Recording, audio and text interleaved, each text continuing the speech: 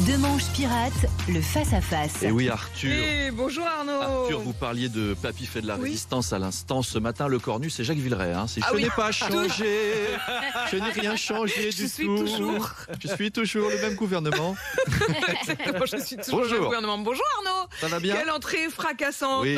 Dans le face-à-face tout à l'heure sur RMC et BFM TV, je reçois le député RN de la Somme, président délégué du groupe RN à l'Assemblée, Jean-Philippe Tanguy. Mais si, c'est sympa pour un lundi. C'est parce que c'est encore un peu les vacances pour Jean-Philippe Tanguy. Là, c'est les vacances. Il a rien à faire. Il a juste à regarder le gouvernement couler tout seul et la Macronie s'autodétruire. Donc là, il vient, torse nu, chemise hawaïenne, claquette havaianas. Parce qu'hier, on a eu la composition du gouvernement et c'est à 90% tous les anciens ministres. Avec en bonus, cerise sur le gâteau, la chantilly sur le renflement brun.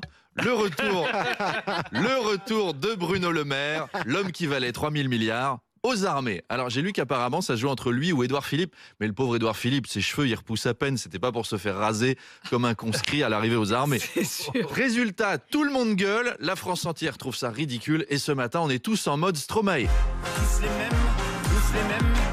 mêmes, et y en a marre. Un mois pour faire une photocopie de la liste de l'ancien gouvernement. C'est là que tu vois que certains fonctionnaires pourraient être plus efficaces quand même. Quel forceur ce Macron. Même Gérard Miller, il trouve que c'est abusé. Le gouvernement est donc déjà sous pression et Pas possible. il a essayé de nous le faire. Vos Ouais, paupières ouais. sont lourdes, Ouais, vous n'avez rien vu, c'est le même. arrivé. Si, on l'a vu, on l'a vu. Le gouvernement est donc déjà sous pression et grosse pression évidemment de Marine Le Pen.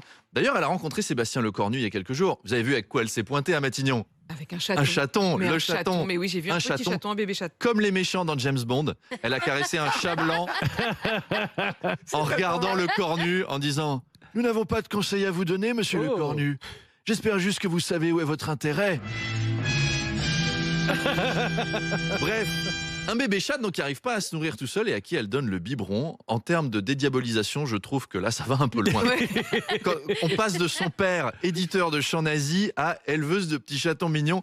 On n'imagine pas Jean-Marie Le Pen, éleveur de chats. Heinrich, attaque! Ah, c'est nul, saloperie de bestiole. Marine, où t'as mis les molosses? Alors j'ai appris que Marine Le Pen avait d'ailleurs un compte Instagram secret, Les Chats Masqués, où elle poste des photos de petits chatons mignons. C'est tellement chou. Et c'est aussi le cas de Mathieu Béliard, qui a son compte secret Matou Béliard. Mais lui, c'est pas sur Instagram qu'il fait le petit chaton mignon, c'est sur OnlyFans. Insensible, s'abstenir, c'est pour les spécialistes. Et rendez-vous avec Jean-Philippe Tanguy à 8h30. Et avec vous, À tout à à l'heure. 8h20, Arnaud Demanche tous les matins. Il est 7h27, à tout de suite pour la météo et le journal sur RMC.